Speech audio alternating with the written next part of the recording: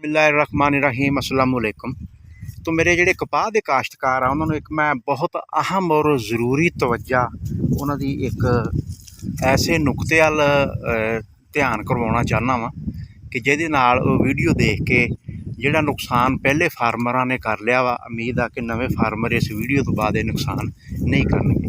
ਅੱਛਾ, ਗੰਦ ਬਹੁਤ ਜ਼ਿਆਦਾ ਹੋ ਜਾਂਦਾ ਕਪਾਹਾਂ ਦੇ ਵਿੱਚ ਤੇ ਉਹਦਾ ਹੱਲ ਜਿਹੜਾ ਨਾ ਐਸ ਖੇਤ ਦੇ ਵਿੱਚ ਜਿੱਡੀ ਉੱਚੀ ਕਪਾਹ ਸੀ ਓਡਾ ਉੱਚਾ ਹੀ ਗੰਦ ਸੀਗਾ।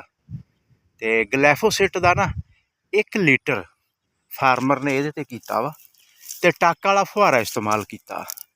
ਤੇ ਇੱਥੇ ਜਿਹੜੀ ਮਿਸਟੇਕ ਹੋਈ ਆ ਨਾ ਉਹ ਮੈਂ ਤੁਹਾਨੂੰ ਦੱਸਣਾ ਚਾਹੁੰਦਾ ਕਿ ਤੁਸੀਂ ਮੇਰੇ ਸਾਹਮਣੇ ਆ ਖੇਲ ਦੇਖ ਰਹੇ ਆ, ਸਾਰਾ ਗੰਦ ਜਿਹੜਾ ਨਾ ਇੱਟ ਸਿੱਟ ਤਾਂਦਲਾ ਖਤਮ ਹੋ ਗਿਆ।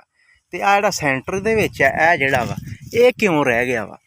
ਤੇ ਇੱਥੇ ਮੈਂ ਇਹ ਗੱਲ ਕਰਾਂਗਾ ਕਿ ਜਦੋਂ ਵੀ ਤੁਸੀਂ ਸਪਰੇਅ ਕਰਾਉਣੀ ਹੈ ਨਾ, ਸਪਰੇਅ ਮੈਨ 1 ਬਾਈ 1 ਖੇਲ ਕਰੇ। ਇੱਕ ਵਾਰੀ ਕੋਠੇ ਦੇ ਉੱਤੇ ਜਾਵੇ ਤੇ ਇੱਕ ਵਾਰੀ ਖੇਲ ਦੇ ਵਿੱਚ ਜਾਵੇ। ਫਿਰ ਮੈਂ ਗੱਲ ਦੁਹਰਾ ਦਿੰਦਾ ਵਾਂ ਕਿ ਅਗਰ ਅੱਛਾ ਰਿਜ਼ਲਟ ਲੈਣਾ ਨਾ, ਇਹ ਤੁਸੀਂ ਦੇਖ ਲਓ ਕੋਠਿਆਂ ਦੇ ਵਿੱਚ ਗੰਦ ਤਾਂਦਲਾ ਇਹ ਦੇਖ ਲਓ ਉਸੇ ਤਰ੍ਹਾਂ ਹੀ ਇਹ ਮੌਜੂਦ ਆ। ਤੇ ਇਹ ਜਿਹੜੀ ਮਿਸਟੇਕ ਆ ਨਾ ਇਹ ਦੁਬਾਰਾ ਹੁਣ ਦੇਖ ਲਓ ਤੁਸੀਂ ਵੀ 100 ਸਵਾ 100 150 ਰੁਪਏ ਟੈਂਕੀ ਦਾ ਲੈ ਰਹੇ ਆ ਤੇ ਇਹ ਮਿਸਟੇਕ ਤੁਸੀਂ ਨਹੀਂ ਕਰਨੀ।